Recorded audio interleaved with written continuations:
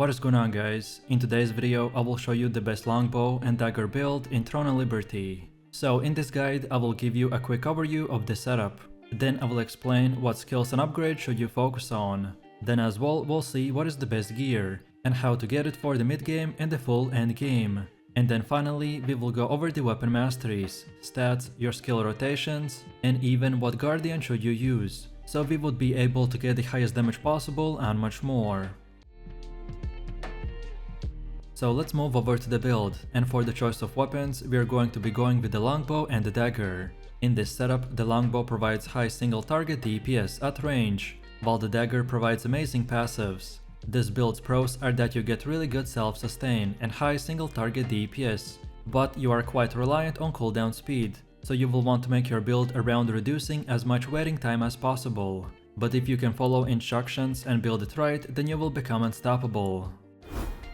So let's take a look at our setup, and first of all we have our skills. So for defensive skill we use the Black Blade, while for active skills we get the Zephyr's Knock, Ensnaring Arrow, Decisive Sniping, Strafing, Nature's Blessing, Deadly Marker, Inject Venom, Shadow Strike, Ankle Strike, Brutal Incision, Blitz, and Camouflage Cloak.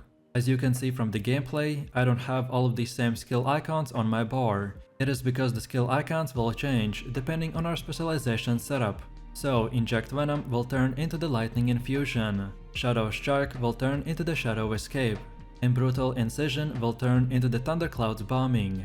And then for passive skills we get the Rapid Fire Stance, Steady Aim, Sniper's Sense, Assassin's Instincts, Destructive Fang, Wrathful Edge, Roxy's Overhead, and the Murderous Energy. As for skill upgrade priority, for active skills we want to mainly focus on Decisive Sniping, Strafing, Brutal Incision, Zephyr's Knock, and the Nature's Blessing.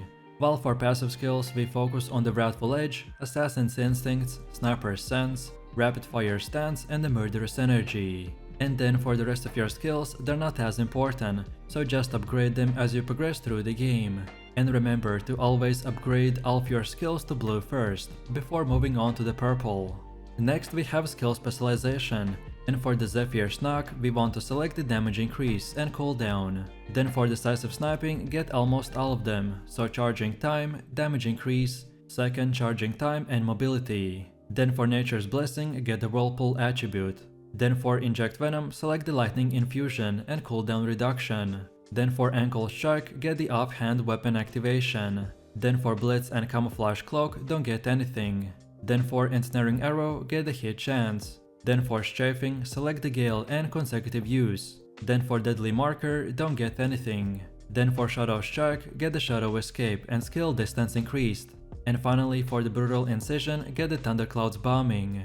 Next we have the Weapon Mastery, and this is how it should look like for the longbow. So take a look at the middle and get everything from the Harmonious Mind until the Gale Overhead, and then now go to the bottom and select the entire row. And then again, this is how it should look like for the dagger. So pretty much the same thing, just this time right from the start get the entire middle first.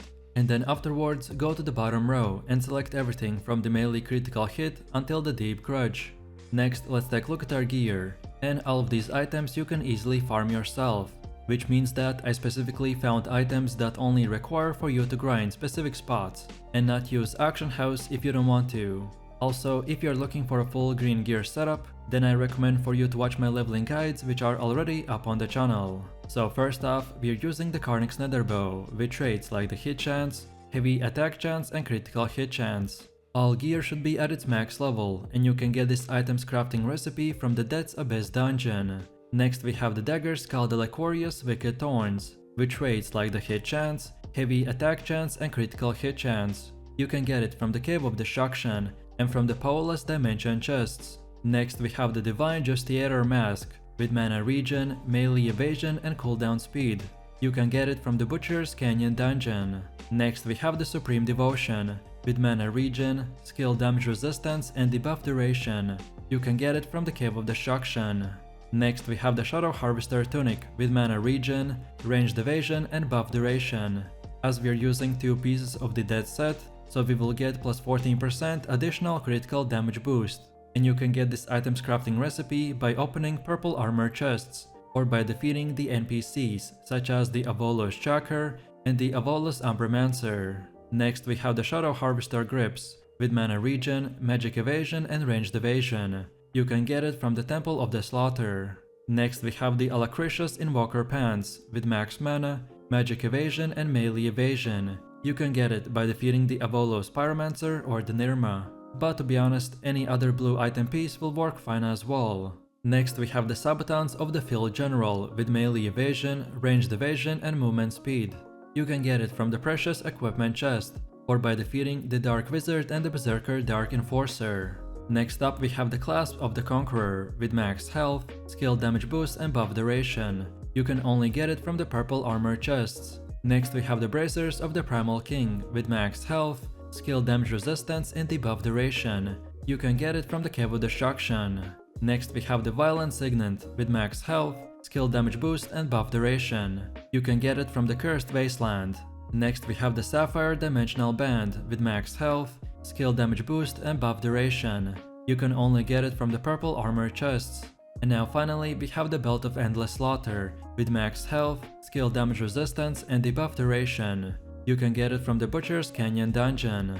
Last but not least, if at this current moment you only have blue gear, then don't worry, because that gear doesn't really matter, and you will soon enough start changing it for the purple pieces. The setup I showed is the best current gear that anyone can farm, but no matter what gear you choose, this build will still work fine, but the setup is just an example of what good items with good traits would look like. Next up, let's look at our gear upgrades. This game doesn't have a very typical gear progression, so by this I mean that you have to upgrade pretty much anything you get. So we will go from grey to green to blue and then finally to purple. No matter at which stage of progression you're watching this video, just keep upgrading your equipment to their max level, and then when you get better gear, just transfer the experience from the old one to the new one. When you reach level 50, just farm accessible gear by doing open world dungeons. Also, you want to extract traits from the gear for Lucent. On top of that, you'll need to turn important purple gear, acquired from the co-op dungeons, into the lithographs, and then sell those on the auction house. Last but not least, for your traits, just prioritize the ones that give you the highest damage. And don't forget that you can acquire new traits by using the Trait Unlockstone, which you can get from the Common Trait Unlockstone bundle. Next up we have the stats, and depending on your gear, you should adjust them accordingly. So the goal for the endgame build is to reach 50 strength and 40 perception, and then put the rest of your leftover points into dexterity. For PVE, you care mainly about maximum damage output, so that's why after we complete the main stats, we want to put as many points into dexterity as possible. Ideally, after we are finished with the tier 1 content, we'll get to 50 dexterity as well. And for our build, we have two best choices. The first one is the Lady Knight Camartia. This guardian lowers your cooldowns while also giving you a damage shield, equal to 50% of your maximum mana. This is a strong defensive guardian whenever you're struggling to survive. Or then the other option is the Shade Remnant Steno. This guardian launches projectiles every second that can crit and heavy attack. Since our build is great at range, so this guy works perfectly for our playstyle. And now finally we have come to the gameplay part. And as this build is very versatile, so I will give you two rotations. So first off, at the beginning of your fight, I recommend to start by activating the Nature's Blessing. Then use the Ensnaring Arrow. Then activate Camouflage Cloak. Then use the Decisive Sniping. Then activate Blitz. And now we finish it off with one more Decisive Sniping. The main objective of this rotation is to first of all use the Nature's Blessing to give you a Whirlpool buff to speed up your cast time. So then we do damage with the Ensnaring Arrow. Then we activate the Camouflage Cloak, which gives us guaranteed crit for our next skill. So then again we use the Decisive Sniping for high crit damage. Then we can use Blitz, so it resets the cooldown of our sniping skill. So then we can use it for the second time. And this allows us to use it twice in a row and do massive amounts of damage. This combo is mainly meant for bosses, but if you're fighting weaker enemies, then just remove the buffing skills, so the Nature's Blessing and the Camouflage Cloak, and this will give you a quick and easy burst damage.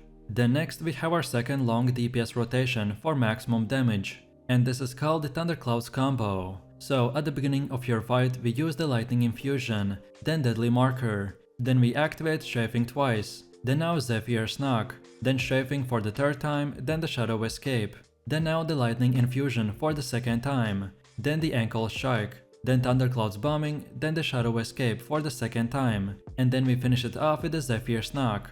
And then from here we just rinse and repeat. So most of these skills will line up around the same cooldown, if you use the correct specializations. So if you follow the skill order, then you should be able to do this 24/7. Our initial Strafing and Zephyr's Knock skills will give us a max Thundercloud stacks, so then we can use the Shadow Escape to move behind the enemy, and then do big damage with the Thundercloud's Bombing and with the rest of our skills.